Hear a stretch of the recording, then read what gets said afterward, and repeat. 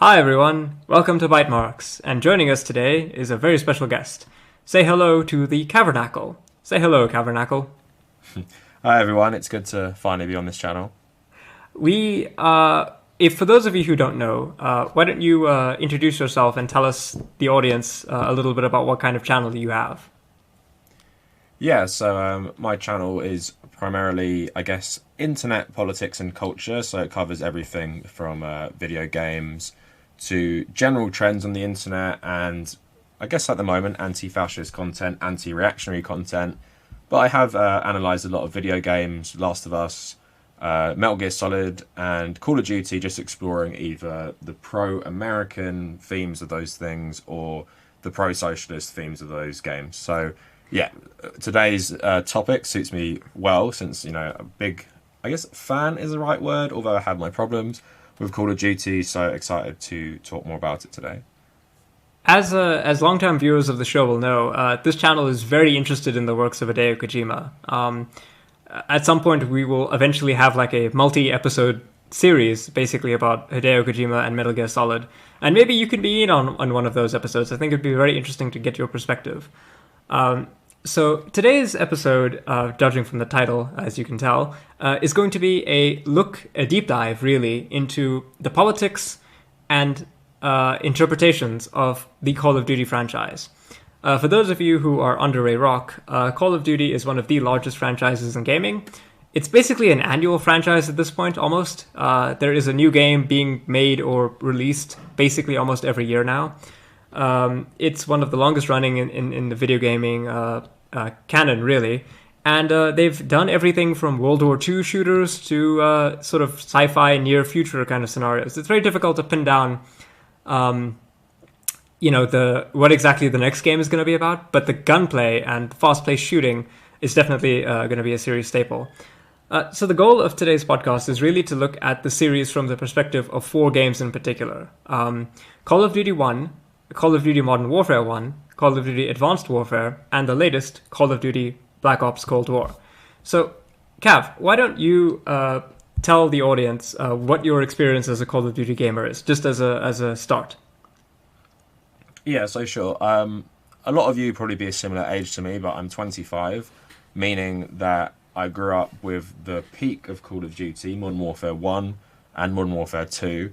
My first experience, I'd guess, was Call of Duty Big Red 1 back in the day. It basically is like a little spin-off made by Treyarch, who used to be the B Studio. Featured nearly the whole cast of Band of Brothers, which was quite interesting, the old HBO show. And that was set... What was interesting about that is that you actually fought the Vichy French. I think it's one of the only games to do that in World War II. And yeah, a big gamer, loved World at War. That was one of my favourite Call of Duties when I was about 13. Played online a lot on Xbox Live. Sort of took a massive break. I always played the campaign, but I've never been too hot on the multiplayer. I've been really big on the new one, though, Black Ops Cold War. I made a video essay about it, talking about how it's surprisingly not complete, pro-American CIA propaganda.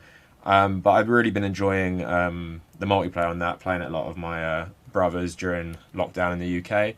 And enjoy the zombies mode, and specifically enjoy the Dead Ops arcade mode, which I've been playing a lot recently and I've always really enjoyed. So yeah, I've been a big fan. But as I've gotten older, you realise how problematic a lot of these things are, and we'll get to it later. But Black Ops in particular, especially the first Black Ops game, extremely problematic for the rewriting of Cold War history. And yeah, that's the short of it. Know every game, completed every single campaign apart from Modern Warfare Remake. So yeah, I have a good knowledge, and I enjoy these games for what they are. Can be very frustrating though, if you get in a few bad lobbies. And the matchmaking on the new one is broken. I'm like Prestige 1. I get in lobbies of people who rank 1,000 completely broken, so need to fix some of that stuff. Also, before we move on, the hard drive stuff, the game taking up 200 gigs is a complete joke. I need to optimize it better.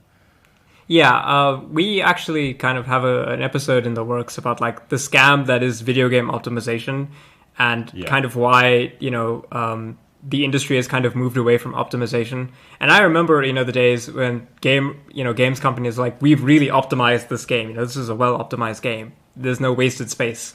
Anyway, so Call of Duty 1 is very different in a lot of ways to what would later become iconic to the series.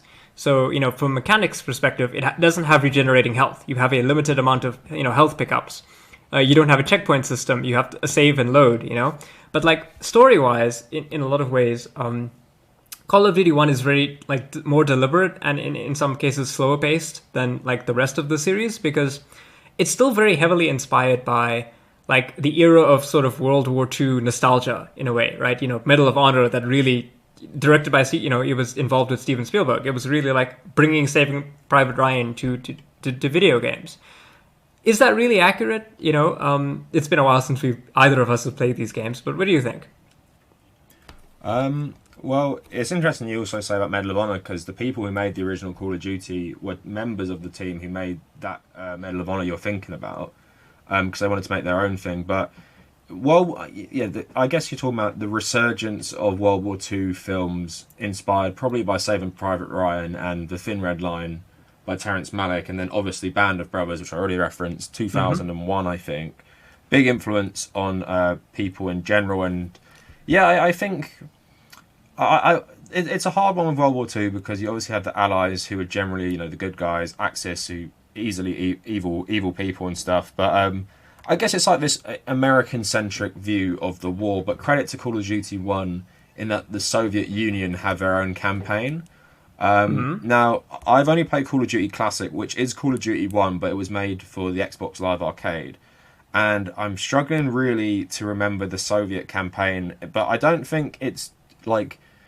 I'd say it's problematic in the sense it pushes a lot of the myths of Western-centric views of history, in that it might be this one or one of the spin-offs that was on the Xbox, which has a Soviet campaign, but you're running around without ammo or weapons. I think it might be Call of Duty 2, but I think in terms of the Soviet stuff, it's not always great for representation. But that's not really Call of Duty's fault, in the sense that a lot of our media in the West is very influenced by, everything. And I've made videos about how we talk about the Wehrmacht generals helped write the history of the war in the East with the Allies, after they became part of West Germany and stuff. So I forgive them for that. But yeah, generally, it's pretty cookie cutter stuff. Not really dealing with the horrors of war. It's just a bit of a fun romp through movie-like set dressings and stuff. I'd say that's the best thing I could do. And I guess these days, maybe what you'd want to do with a campaign like that, I don't know if you've seen the film Fury with Brad Pitt and John Bernthal. Something like that would probably be a bit better, a bit more gritty and dark, because as you do see the Americans as the good guys, but it's a bit more grey in the sense that not everyone who was an American soldier was some nice guy, John Wayne, Ronald Reagan actor, like treating everyone nicely and being very, very civil to civilians and stuff. So overall, I wouldn't say these games are too problematic. I just wouldn't really put them on a deeper level at all. So I it's not like the rest of the series, but I think it's also indicative of the early phases of 3D first-person shooters, and it's more about the gameplay. The story on these games is never that good. The something for me, I think, is in the first game, the Soviet campaign actually plays a lot like Enemy of the Gates. There's we mentioned like Saving Private Ryan. I think Enemy of the Gates was basically a big inspiration on the Soviet campaign. I think the final part of that game is you raising the USSR flag atop the burning Reichstag. So I don't know if you might be. I'm not sure if you're getting. I haven't remembered the end of that, but what you're referencing to me is World at War. But I don't know if they do the same thing in World at War, because World at War has a Soviet campaign where it ends with you personally putting the flag in the Reichstag. I don't know if we've got ahead of ourselves a bit. It's possible we've confused a bit of the streams. These games have been... But also, Enemy at the Gates is a big influence on all Soviet campaigns in COD. It's very apparent in World at War, because you literally start playing dead in a fountain, and with Reznov, who becomes quite a staple of the Treyarch games, you shoot a lot of Germans under the cover of the bombers. That actually happens in the Enemy at the Gates film. So that is directly inspired by it. Where I'd say there's a scene at the start of Enemy at the Gates where he runs around without ammo, and I think that is in Call of Duty 1 or at least 2. So there's a lot of influence from this film. despite being, like a very Western-centric depiction with English actors playing, you have Jude Law, Rachel Weisz, Ron Perlman, the American, and you have Ed Harris playing the Nazi sniper and stuff.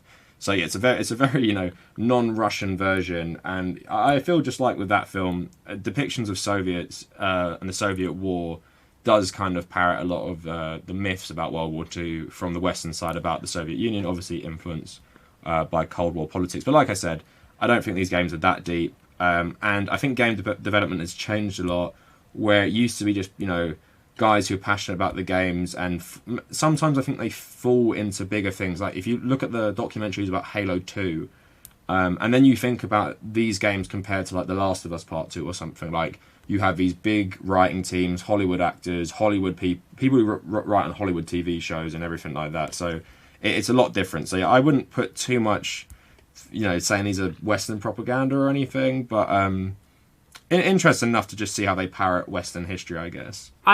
I would totally agree with you. I think when it comes to World War II, there's kind of like some blinders on, kind of because World War II is a very, at least on the surface, it's very morally simple. You've got the Axis on one side, and they're evil and they're horrific, right? The more you learn about Axis war crimes, the worse you feel. And then you've got the largely good guys on, but people who study history know that, like, at the same time that, the Nazis were doing their horrific genocide, you've got Winston Churchill, conducting basically the famine in the Bengal. So it's not necessarily cut and dry, but from the Western perspective, it totally is, I find it really interesting that there was that nostalgia for World War II. If I recall correctly, the first Call of Duty came out either after 9/11 or around that time, if I'm not mistaken. I'm gonna check it for you, but I think it was 2000. It's either 2000 or 2001. Yeah, it was really, really close to 9/11, I think we both might be wrong. I think we might be thinking of Medal of Honor. So it's 2003. 2003. Yeah. Yeah. So it came out after 9/11, and I think that's really interesting, right? Because and that's our great segue into Modern Warfare, because World War II nostalgia had largely kind of faded a little bit, I would say, by the early 2000s, and definitely by 9/11, right? 9/11 was that big watershed moment where everything kind of changed, right? And you can tell that because, Modern Warfare is a very different game to, Call of Duty, the previous games, the World War II games. Gone are the health kits and all that stuff. Now you've got regenerating health, kill streaks, dudes in camo with M4s. This is, Modern Warfare really is, I think, a lot of what people think of when they think of Call of Duty. Yeah. It's the birth of the annual franchise. It's the birth of contemporary FPS multiplayer as we know it. Like, you cannot understate the impact this game had on the industry overall. And if you're like me and you're 25, so many copycat games, so many people trying to do what COD did. Medal of Honor actually tried to do what COD did as well. We can talk a little bit about that when we talk about Modern Warfare 1. But yeah, very influential game and revolutionary. Like, it was revolutionary at the time. Like, there was nothing like this, and so simple. All could play together. A lot of fun. A lot of different game modes, and the theme of contemporary war had never been done in a mainstream way, just like this game. Of course, you have like Armor, Operation Flashpoint, America's Army, and stuff like that, which are contemporary, but nothing. Call of Duty was a juggernaut even by this time. So. Arma in those games never ever got the widespread appeal, that a game like Call of Duty had. They're too hardcore. Yeah, they're too much like a simulation. Call of Duty is recognizably a video game, When you're in multiplayer and you shoot people and you get like the flashy logos and it's like, you've got a kill streak and now you can call that a nuke. That is not... It's interesting to me that, as they were becoming so dedicated to presenting the aesthetics of Modern Warfare, right? The uniforms, the guns, the burnt out streets, the vaguely, Middle Eastern landscapes, they are moving away from any semblance of like realism in the game. Now you've got regenerating health. You don't have to, have NPCs who can die. I remember that's like a big thing in like, I think the first game, there are NPCs who can die. And if they die, you fail the mission. Whereas now I think that's largely, a removed factor. Your guys just can't be killed, I don't think. And I think importantly for me, and here's where I really want to pick your brain on. Modern Warfare story is very different. It's not real history; it's alternative history, right? It revolves around a civil war in Russia between ultra nationalists who want to bring about like a USSR revival, and people who don't want to do that. Like, why do you think that is? Why did they do that? Why not make something about like the Gulf War? Yeah, the thing. Why would they do that? I'm talking about from like a marketing perspective. Before we get into like the politics of it. Sure. I guess 2007 is far enough away from 9/11 and the start of the Iraq War, but it's at the time, like, I remember I used to love watching the news about Iraq and Afghanistan when I was like this age. I get up in the morning before school and watch it because I used to love war and love history and stuff. But just placing people in this contemporary battlefield, and this is where it gets problematic, without actually putting them in these actual conflicts, but creating these fictional ones.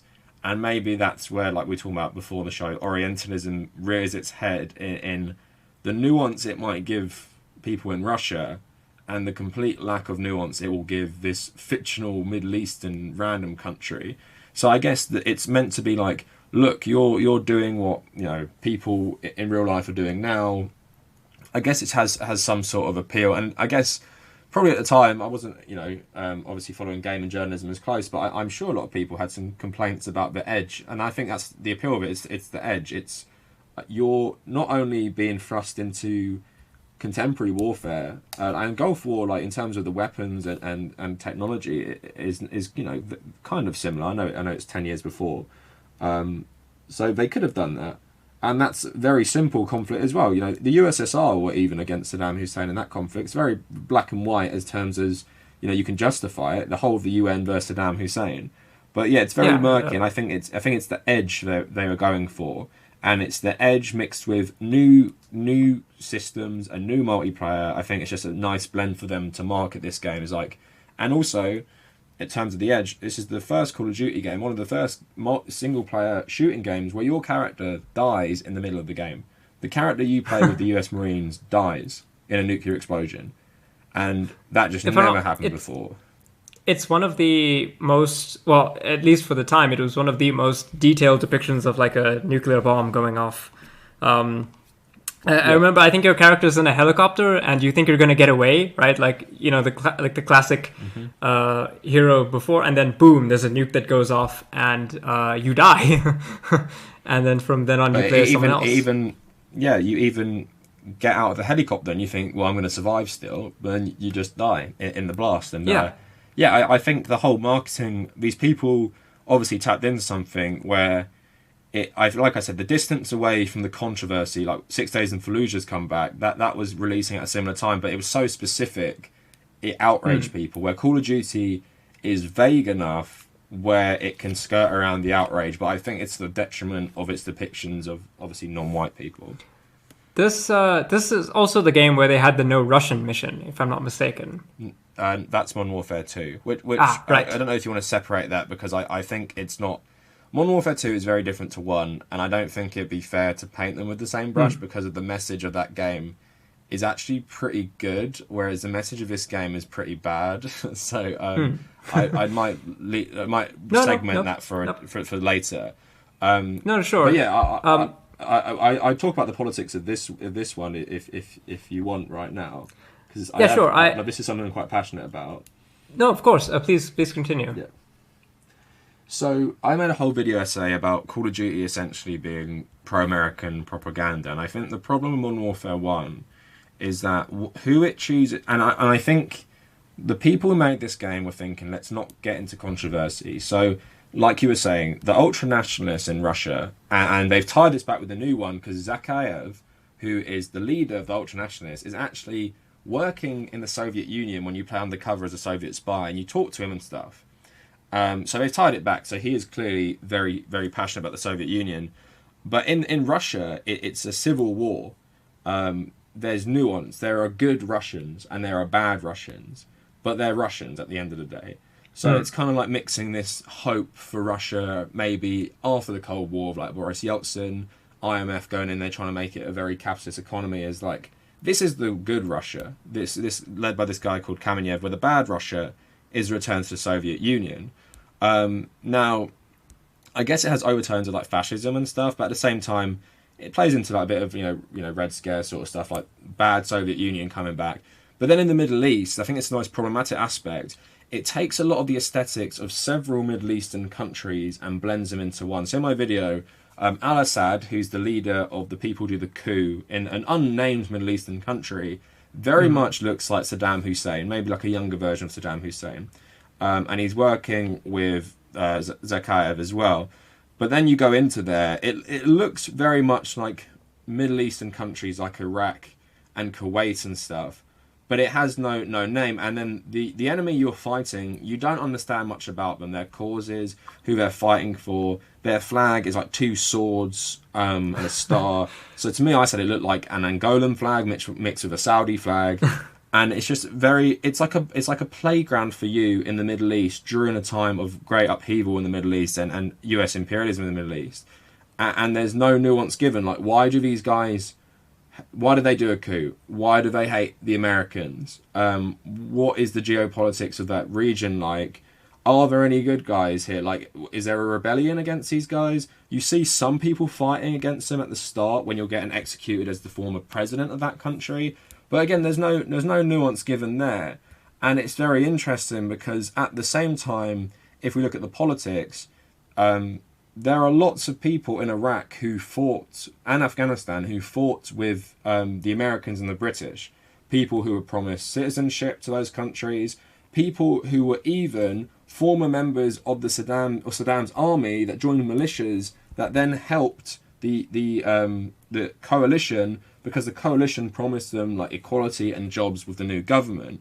So it's very interesting to me that it will take the worst aspects of the US invasion and conflict in Iraq and maybe Gulf War stuff as well, and Afghanistan, but show no nuance. And I think it's a wider problem. I was speaking to my girlfriend about Vietnam films and how they rarely show the plight of the Vietnamese.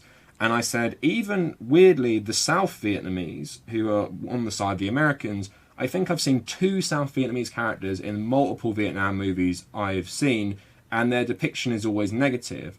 Now, I got like no love for the South Vietnamese government and what they were like, but it's interesting that even with the guys who they were fighting with, there is no depiction of them that shows anything, with how they were like. And I think it's a problem that many films that do the same thing as Call of Duty, American Sniper, even The Hurt Locker, nearly every Arab character is either an enemy combatant or they are very suspicious and it's like guilt by association. Like, they look at the American soldiers, the Americans are like, oh, who are these alien people? I don't understand their language. Could they be helping the enemy? And there's no positive representation of any Arabs or Central Asians in these games. So people think it's silly to analyze stuff like this, but that becomes your knowledge to a degree, like Edward Said says, of things like that. And with Call of Duty, I think it's even worse because it doesn't even bother with any nuance. While it's not massive nuance, it gives the nuance for the Russians. So why is Russia a real country? Do you know what I mean? And I get the reasons is probably because you don't want to make it specifically Iraq or Qatar or Saudi Arabia or something. You don't want to get into the controversy. But then, like I'm saying, even with this fictionalized country, why can't we have some nuance? Why is every Arab and why is every anyone like that faceless person and we don't understand their motives? And I think by their blank slate nature, you just put the motives of the enemy of the day, 2007. Who is that? It's insurgents in Iraq, for example. So I think it's not the worst example, I guess, ever of pro-American propaganda, but it is a very clear-cut picture of Americans good guys, Arabs bad guys, but some Russians are good, some are bad. I just don't understand why there is that parallel in the game where why can't it be 2 civil wars? Why does one have to be like an invasion against someone who's so-called bad? And this guy is bad. And then he also gets executed by the SAS, and it's meant to be like a positive thing, so extrajudicial killing as well. So there's lots of problematic aspects to it. But that's my main grievance with it.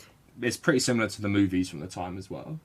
I think in a lot of ways, the kind of plot that you see in Modern Warfare 1 reminds me a lot of like a James Bond kind of movie, rather than necessarily a war movie. Because, the hero is this super powerful guy who, largely on his own, even though your character does die and you play as another one, largely on your own, you as the player foil a massive conspiracy, you take on armies of bad guys, and they never stop you. You just plow right through them, and you shoot first and ask questions later, right? If you aren't really paying attention to the story of Call of Duty, I think it's actually very easy to not understand what's going on, to not really know who the main characters are, to just move from set piece to set piece. In some ways, I think that it reinforces the way that they were going with the multiplayer, because in the multiplayer, you don't have time to think. You just have to shoot and shoot and shoot and run around, right? And that's like, I guess mechanically, that's a very good thing if you're training your players to play the thing that you want them to play. But story-wise, I totally agree with you that it's really weird that they go to the great lengths of like giving Russia a real, stake. There are good Russians, bad Russians, but then it's just an unknown Middle Eastern country. And it's weird because even if they had picked, like, why is it, I guess like the big problem is, why is it not controversial that like Russia's in them? Yeah, maybe it is, but why is it controversial to not, why would it be controversial to depict a Middle Eastern country, but not also in the same vein say that Russia is in the middle of like an ultra-nationalist civil war? Like, it's weird, I guess it's more fictionalized, and it's kind of funny because if we think about Ukraine in 2014, it kind of did come true, like to an extent. Like, you have far-right Russians fighting with Ukraine, like, I guess, like sympathetic Ukrainians against the Ukrainian government and stuff. So I doubt they would have done that in 2014 if that stuff was going on. Yeah, it's really, it's interesting that there is this lopsided nature between the way that things get presented, I think you would honestly have made like a much bigger impact instead of being like the president of that country that you got executed. Maybe you played for like a level as like, I don't know, a fighter against the regime, like someone who's trying to work against the quote unquote bad guys who are taking over the Middle Eastern country, and you fight them and you lose and then you get executed, because at least that would give you some reason. No, it's just like, I think of a good example, the Kuwaiti resistance to Saddam Hussein. Like, that's like a real thing, and it happened, and it was ordinary people. Surely, if you're going to take so much from Saddam Hussein and the conflicts of that region, there's a little inspiration for you. Like you're saying, open the level with some of them, rather than being a president. I don't know if this president is a bad person or not. I just feel bad because I'm playing as him right now, and I'm being executed by someone else, but I don't know if this guy deserves it. Yeah, you don't know what the stakes are, right? But like, in other Call of Duty games, like the game will go out of its way to give you necessary context for both bad things and also good things. And I think, like, a question I think that has to really be asked is, to what extent is the studio reflecting the attitudes of the day, or are they driving attitudes themselves? And that will become a question I will come back to when we get back to Cold War. But that's just something, just keep in the back of your mind. So if you're okay, I'd like to move to Advanced Warfare. Yeah. Okay. So Call of Duty Advanced Warfare is the 11th major COD game. And it was developed by Sledgehammer Studio, which is, I think, one of their big projects. And it takes a huge departure from the other Call of Duty games, more or less, in the sense that it takes place in the near future. Actually, in our near future, the 2050s. It's not actually too far away. Hopefully, you and I will maybe both still be alive by the 2050s. Definitely hope so. Hopefully the world is still alive by 2050, but we'll see. And in this near future scenario, right, you've got, like you said, you've got like Hollywood celebrities. You've got Kevin Spacey. He's like, and Troy Baker. They're like the big, big time, characters here. Troy Baker, obviously, in the voice acting sense, but the whole premise of Advanced Warfare is a very different kind of story. Firstly, it starts off with something that I think is just insane if you think about it, but North Korea is actually able to mount a ground invasion of South Korea. And the game starts with the US literally boots on the ground fighting North Korea in it's just weird, right? It's a very implausible scenario. And I was thinking about this because I was just refreshing my memory of the game. Is that I know a lot about North Korea.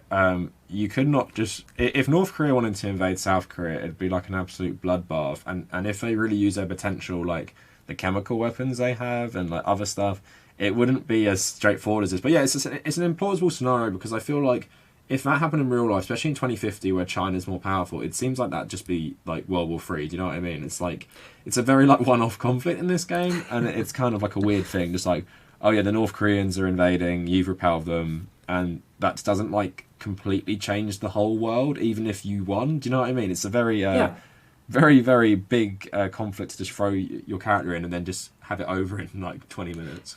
Yeah, your character, Jack Mitchell, is disabled in the fighting. He loses an arm, I think. And then the game just like cuts to I think this is the one where you play. You have to press F to pay respects.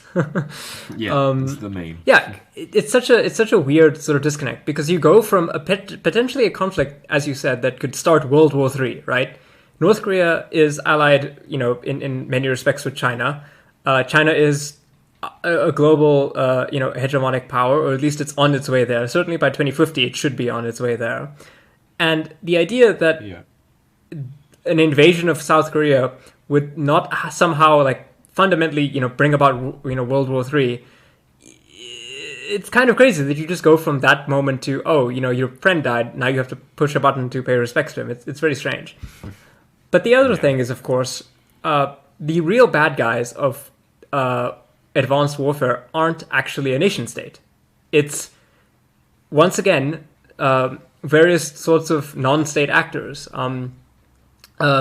Primarily, the bad guys in the beginning are a terrorist group called the KVA, who are technophobes. So they're led by a guy named, I'm going to butcher this, but his name is Joseph Hades Shikazi?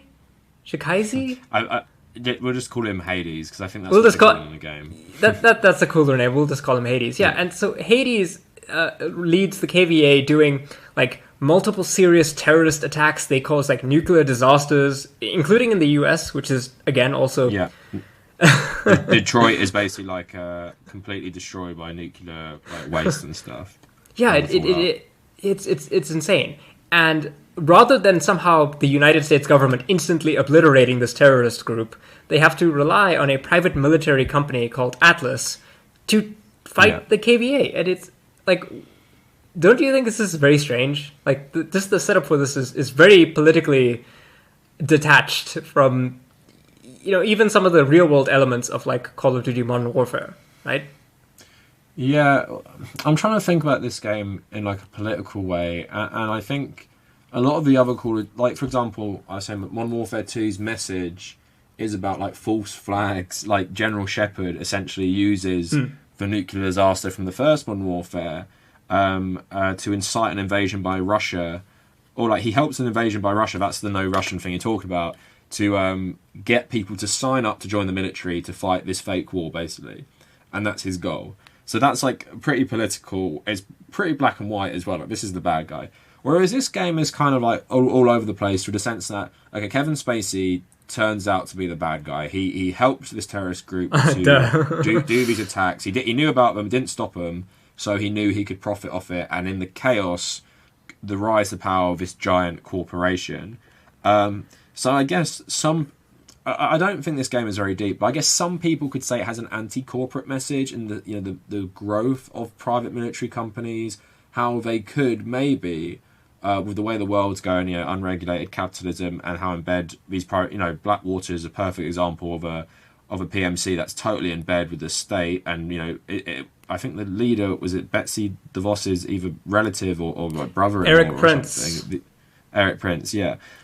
He's a crazy person. Well, Blackwater, an awful organisation, and but I guess other than that, it's kind of weird. It's like, is it a warning about corporations and private military corporations having enough power?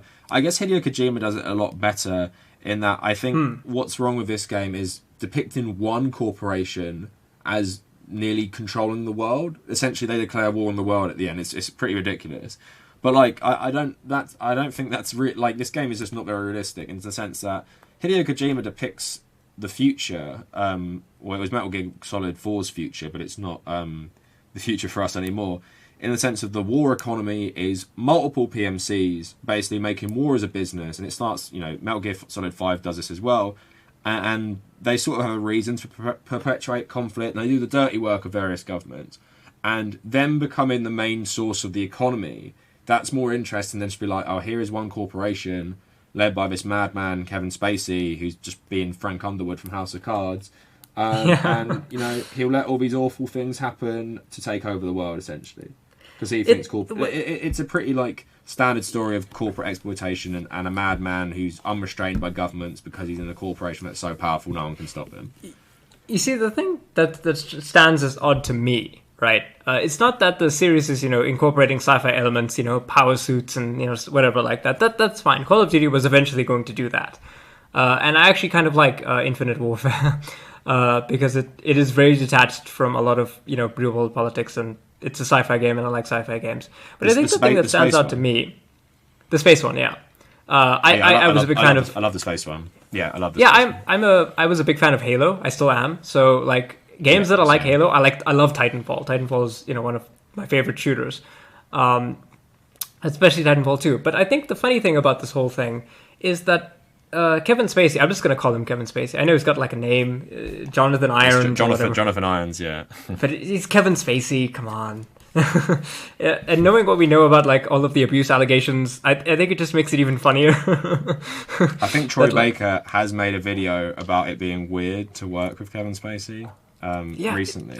I can imagine it must be the wildest thing, but like he doesn't really have all that much like development, right? It's almost like he's just doing this because they need a reason for a private it's like it's motivated reasoning in a way. Like they don't have a real critique of corporations, except that I don't know, maybe one day a corporation could have an insane CEO who decides to do something crazy. It's not necessarily the case that they are critiquing the PMC, the military industrial complex, or anything like that.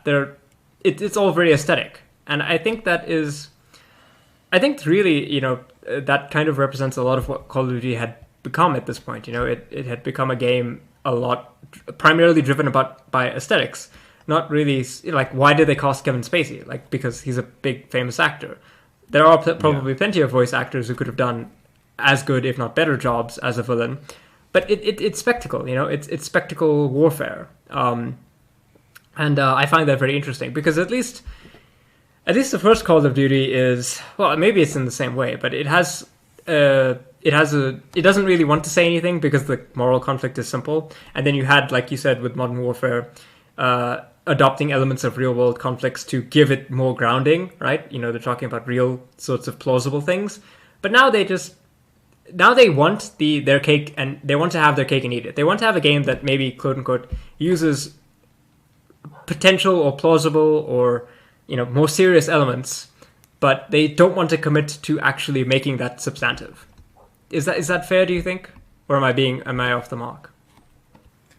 Yeah, so I think it's just like a problem with the series these days, and it's gaming series as well. It's like when you're this mainstream, you don't really want to say anything, and I guess anti-corporate sentiment is not universal, but I think it's something even the left and right share to an extent. So maybe it's just like an easy villain. It's kind of like maybe like Biff in Back to the Future, or I don't know, Tyrell Corp, or is it Wayne Yutani in the Alien games and stuff, Alien films. It's kind of like it's like this dystopia, but it's easy and like with the interesting thing they could have done is throughout the game, this corporation gets more and more powerful, and like for you, I think as well as me, and a more interesting thing would maybe this World War III North Korea South Korea thing devastating the world, and a private corporation picking up the slack, where the US can no longer police the world because let's say it committed thousands and thousands and thousands of American lives to defeat the North Koreans. And then in the the ashes of that, a giant corporation says, "America, with your blessing, we will do your job now." And look, that's a better message, I think, in terms of like, if America, the message would be like America still wants to keep its world power, and it wants to be the world police. Instead, and it goes horribly wrong. Yeah, and it goes horribly wrong. I think that'd be a better message instead of like they just rise for a more like obscure reason, and it still feels like the power they accumulate, I don't feel really goes with the disaster shown in the game. I don't know how much these nuclear disasters would affect the US, like imperialism and stuff. Maybe it would, but I don't think it's depicted well in the game, and we don't get a sense of it enough because it does a massive time skip of 5 years after it happens. So Yeah, exactly. It's very rushed. It's like, oh, we just have to get to the war crimes, You're only here to see the war crimes, so let's just rush. I totally agree with you. I think, here's my pitch, and you can, agree with me or disagree. I think what would have been really interesting is if the game maybe took place in two parts. So the first is the invasion of Korea by the North Koreans, and like what you see is gradually the U.S. are like we're going to send in troops, we're going to do this, but then they find out that actually China is as strong or stronger than they thought, and then maybe it ends up like the Americans are unwilling to admit defeat, so maybe they nuke Korea, and that causes like an international incident. Which maybe loses them, prestige, and then China's like, whoa, America's a rogue nation, they just nuked Korea for, these kinds of things, and then maybe in the ashes, then it could be like, okay, well, we're not, the Americans, we're not like doing this, but maybe the Atlas Corp is doing it, and then there could be something, in the second half of the game regarding Atlas, but I think it glosses over the most interesting part. It glosses over the most interesting part of the game, which is this idea that North Korea can actually invade South Korea, and it just goes to, okay, well, here's a generic corporate CEO, and he's evil, and he wants to take over the world, because of course he does. Well, the thing that's interesting, we're talking about China, is isn't Hong Kong is set to be given back to China in the late 2040s, and then I think you could make it more like you're saying, like a World War III conflict.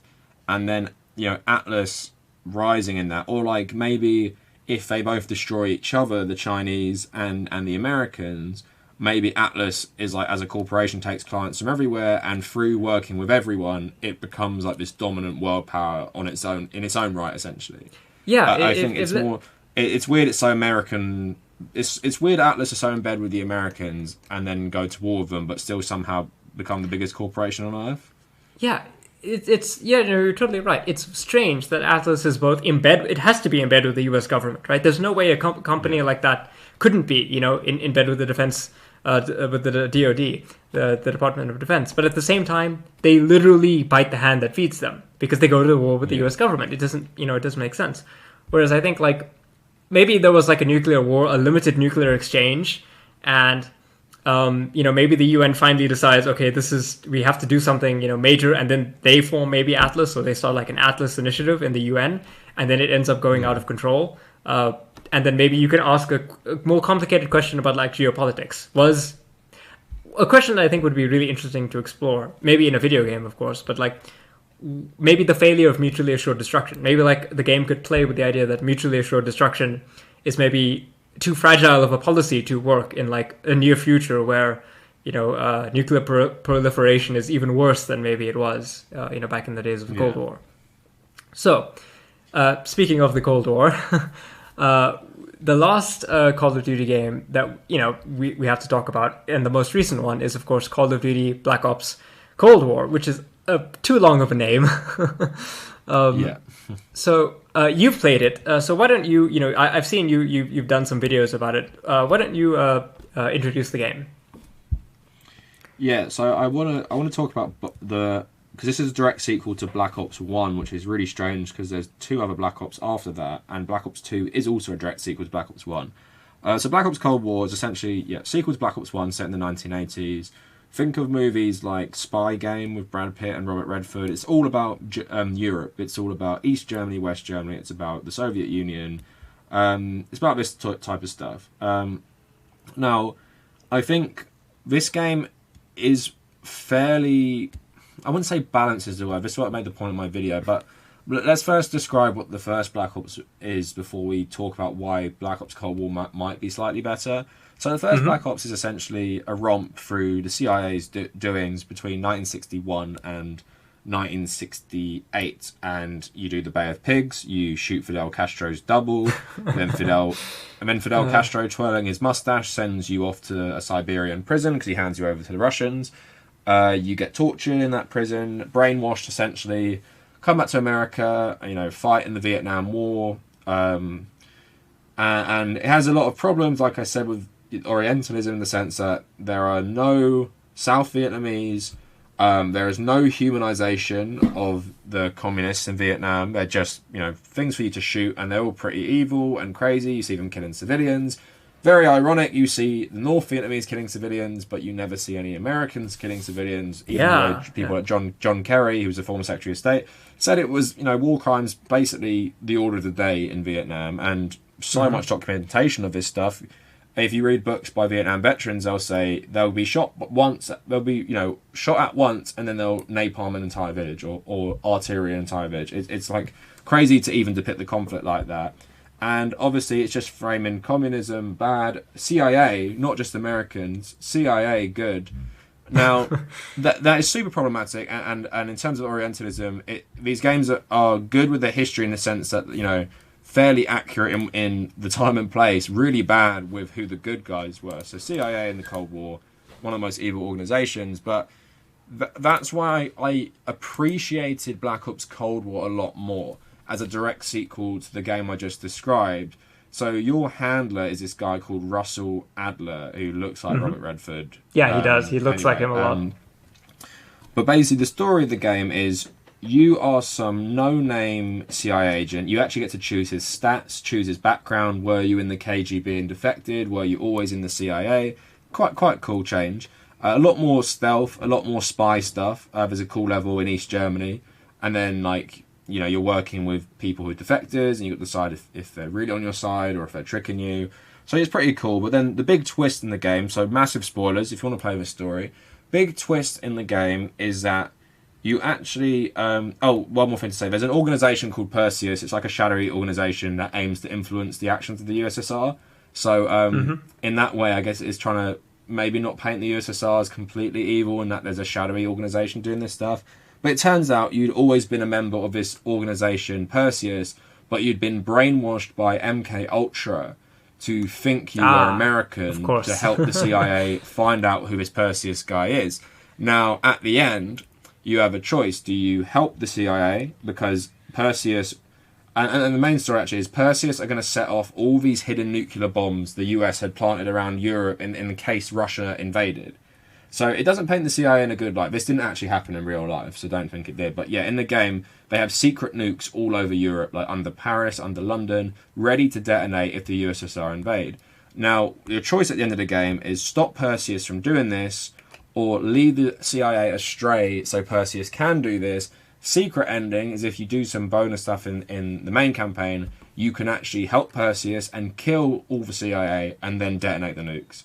Now, the goal of Perseus is to make the USSR more powerful. Now, it's obviously like a comically pretty evil ending in terms of you're nuking loads of people, but I think it kind of pushes you towards this because the CIA manipulate you so much and steal your identity. It's a bit like, fuck you then, I'm not going to help you stop this. You literally robbed me of my identity. And then also an interesting part of it is even if you choose to help them, at the end you'll have a standoff with your CIA handler. You'll try and kill him, he'll try and kill you, and it fades to black. So, and it's very interesting in that the CIA are shown to be more evil and brainwashing people with MK Ultra. Many people might not know what MK Ultra was. You play Call of Duty, you go research it, you see how awful that stuff was. Another thing I like as well, you play as a Soviet spy in the KGB headquarters. You actually have a meeting with Gorbachev. But if you go around, and I highlight this in my video, if you go around the KGB station, you'll see numerous conversations with Soviet citizens. One I highlighted is one talking about going to Poland for the beach and how good the beer was there. Others talking about, why English language is so funny. Look, there's lots of humanization of the Soviets' citizens, and I'm glad it took the time to maybe show this because to a lot of people that might be their only exposure to life in the Soviet Union. Not many films deal with what it was like to live there in the 1980s. The only good show I can think of is The Americans on Amazon Prime if you want to watch it. I haven't finished it, but they're Soviet spies, and you see a lot of the politics of Russia and what it was like to live in Russia in the 1980s. So it's very interesting at readdressing the balance. Of course, you have the typical problems. There are segments in the Vietnam War. There are actually hallucinations and mind control things you have.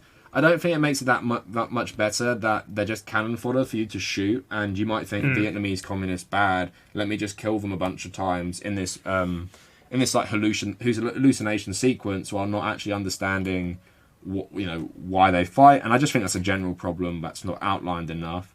And obviously, like, you kill East German police, no problem. You kill lots of Russians as well. Not much. They are cannon fodder in the same way they were in, the GoldenEye game back on Nintendo 64. There's not really nuance given to these guys. But I guess I'm happy to an extent that the intelligence services are shown to be, bad. And you can choose the so-called bad ending, but I didn't feel it was bad because I've been screwed over as the player so much. So I think it's, while not the best, in terms of, like, I don't think it's perfect. When you compare it to what Black Ops 1 was, it's clear at least someone at the studio thought, we're dealing with these two countries, America and the Soviet Union, and maybe let's give a bit more nuance to the Soviet Union for once, rather than just them all being enemies to shoot, although that is heavily present. So I think, it's an interesting story. I think the gameplay and I think the game isn't very polished in terms of there's no gore anymore for some reason. All the weapons are very inaccurate to the time.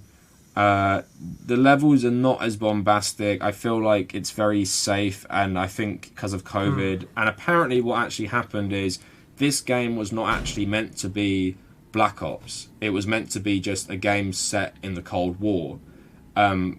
And because apparently Treyarch were making another game, or one of them was making another game based in the Vietnam War, which was meant to be a separate one. So apparently that might have been the Black Ops one. So I don't know what happened there, but it feels like it's a bit undercooked. But yeah, overall, as politics go, it's one of the better Call of Duties, I'd say. So, yeah, no, that's very interesting to hear, because the big question that I have is, like, as you said, for a lot of people, maybe the first time they'll ever really think or even see, a depiction of the Soviet Union might be in a video game. So, is it really, like, to what degree do you think is it really so bad that, like, there are some pernicious aspects to the historical and storytelling elements in the series, and vice versa, and conversely, do you think it has that much of an effect, a positive effect, when the series actually does try to put in more effort to give the real world, history the nuance that it deserves? I think just exposing people to what the other side may look like. So World at War is the game where you put the Soviet flag on the Reichstag, and just showing how much the Soviets played a role in that war, I think is important for people, because it's very underplayed in the West. So if you have a campaign starts in Stalingrad, ends in Berlin, like World at War has, I think that's very, very helpful. Now, this is a lot more like you have to look for it. But I still think it's worth it because, like, you're not going to have a mission where you infiltrate the Nazi headquarters and have some normal Germans talking about their holidays and stuff and trying to humanize them. So I think it, as much as, they didn't really make it a focus of the game, you have to look for it. I think it's just interesting it's even in there because they didn't have to do it.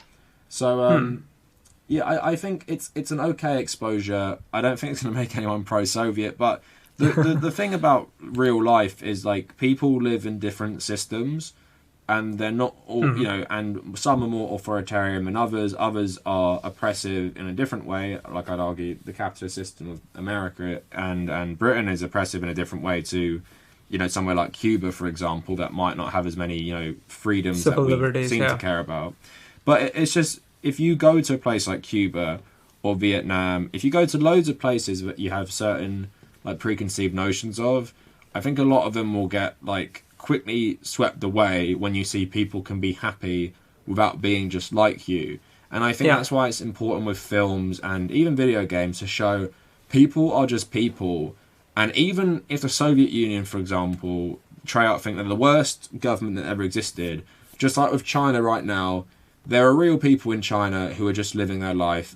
And they might be happy, they might not be happy, but they're not responsible for the actions of the government, and a lot of these people often will be in the military as well.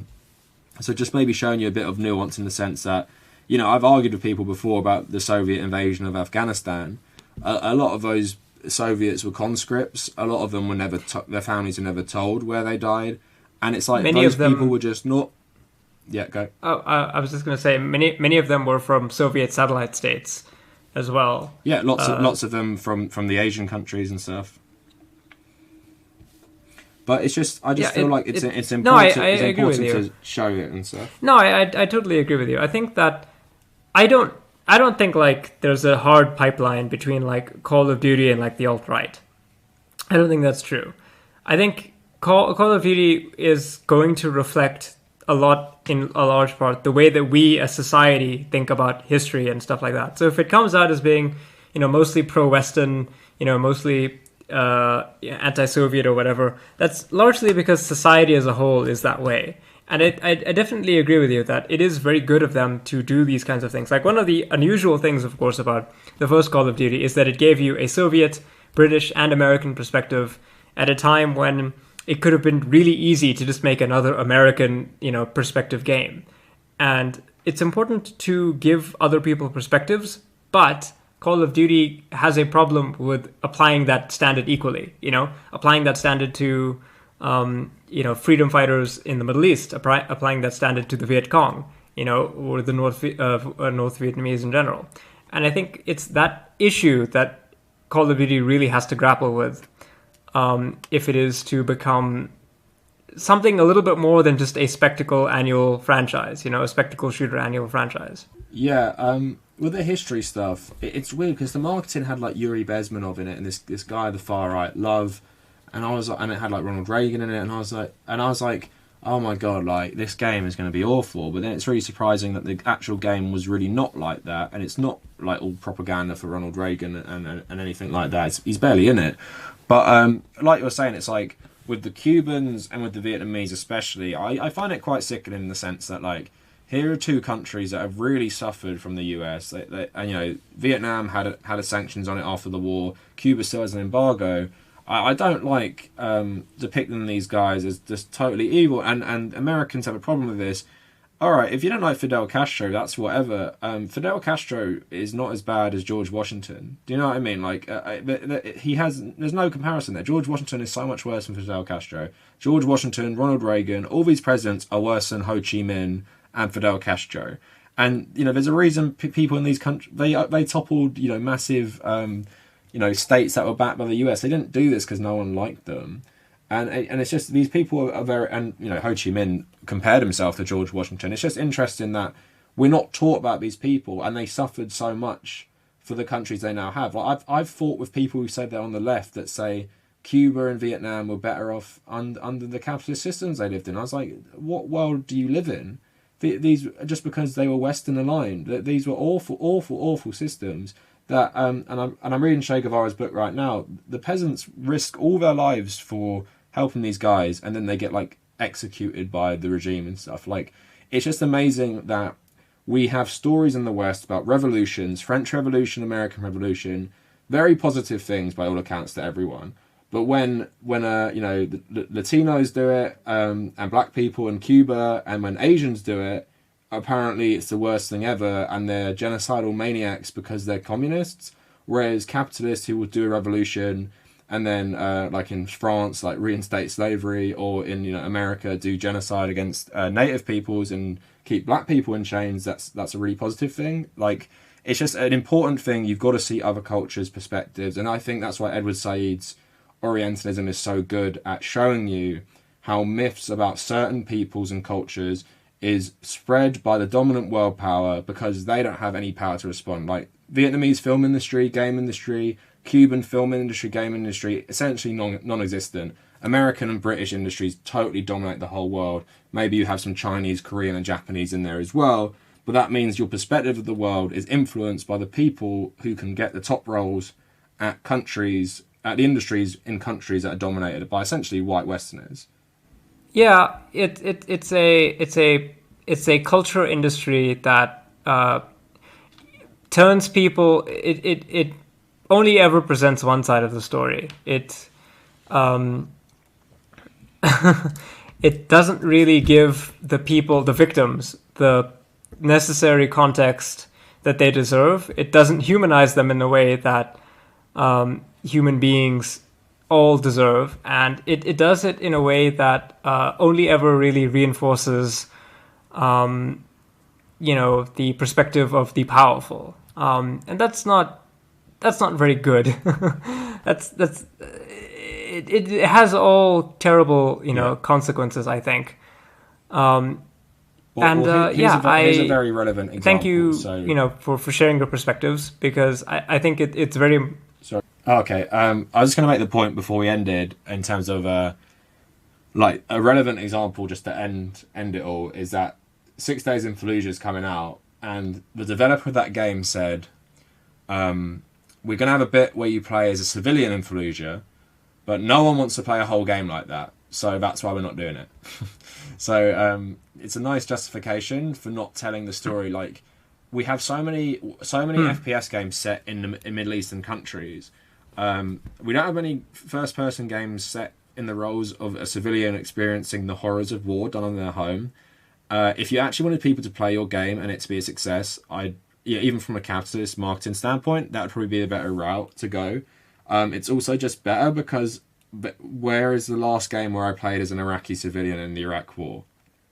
There's probably some indie games that do that, but again, triple budget. Spend your money on that instead of saying no one wants to play that or hear about it. Well, no one wants to, because you're not even giving it a chance. You're not even giving it a thought, because you think we all just want more like Western propaganda. So it's something. Yeah, it's something that's not going away. And apparently the next Call of Duty is set in the 50s. Let's hope there's some nuance given to that. It reminds me of Ubisoft. Ubisoft, they've always had these scandals. I remember like one of the directors said like, no one wants to play a game about a woman, even though,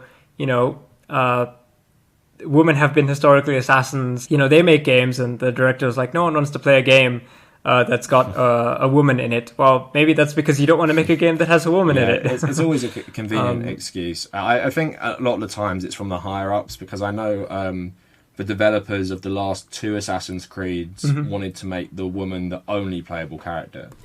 Where the marketing people say people don't want to play as a woman. Yeah. Whereas, and they got Aloy from Horizon, that's an extremely popular game. You don't have a choice to play a man in that. If you make a good character, I don't think most people... Well, we talk a lot about awful gamers. I think the general public don't care. A lot of whiny babies online might care. The quartering, definitely, he whines, but ultimately I think that's just a grift for him. Maybe he does care a little bit, but I do think it's just an outrage culture that is... Well, I think it's a very vocal minority, because with The Last of Us 2, has gay couple, has transgender character, you only play as women. Most of my friends who aren't political loved it. I go online, loads of crying right-wingers hate it for those reasons. But I think in the general, if you live in like a more tolerant society, which I hope like... London specifically is a bit better for this stuff than the rest of England. It's like people will just play it and it's like good, and they're not inherently bigoted. Whereas you go online and I think it's just very, very amplified. So I'm happy Last of Us has done so well, just for the reasons of the representation's really good. And I'm sure you could have an Iraq war game with an Iraqi civilian that does well if it's made by a studio that has a lot of money behind it. I don't think people wouldn't play that game because of the character and the context. I think it's just this guy thinking, how do I make my money? Well, a military FPS set in Iraq's going to do better than you playing as a civilian. So, just as a final word, I find it really funny that people talk about no one wants to play a game about being like a Iraqi civilian or whatever, fighting back against, the invasion or Saddam or whatever. But like people would play a Star Wars game where you play as a rebellion fighter fighting against the Empire. Even though George Lucas talked about how the rebels were inspired by the Viet Cong and the Empire were inspired by the Empire, it's once you strip away the Star Wars of that the setting, suddenly people are not interested. And I find that really interesting, even though it's functionally the same. It's just the aesthetics are all different. So just to wrap up, I guess what I was feeling is that Call of Duty is, okay in some respects for politics, and the political messages are okay, and things like, I guess, Modern Warfare 2 to an extent, maybe some of the original Call of Duties and World at War, and Black Ops Cold War to an extent as well. But I guess the problem is things like Modern Warfare 1, things like Black Ops 1, either pushed neoconservative politics and Orientalism, or Orientalism and historical revisionism, which I know it might sound silly in the context of a video game, but when this might be your only exposure to these periods of history or this type of environment and stuff, then it will seep into your brain a bit, and combine that with most of our media being very similar in this regard to certain topics, then I think you see what the problem is. But anyway, no, thank you so much for having me on this chat today. I really enjoyed it. Would love to come back and talk about Metal Gear Solid, because I could talk about that for hours. And yeah, if people want to follow me, just the Kavernacle on anything: YouTube, Twitter, Instagram, TikTok, Discord, or my subreddit and stuff. Come and join if you liked what you heard. And yeah, hopefully I'll make some more videos about Call of Duty in the future. But thanks so much for having me on. And that's Byte Marx, guys. You can catch us at YouTube. Please subscribe to the channel if you aren't already. Give this video a like. Check out the Kavernacle. His links will be in the description below. You can find us on Spotify, probably wherever you get your podcasts. If you have $1 a month that isn't going to use, why not give it to us on Patreon? Good night, everyone, and wear your masks.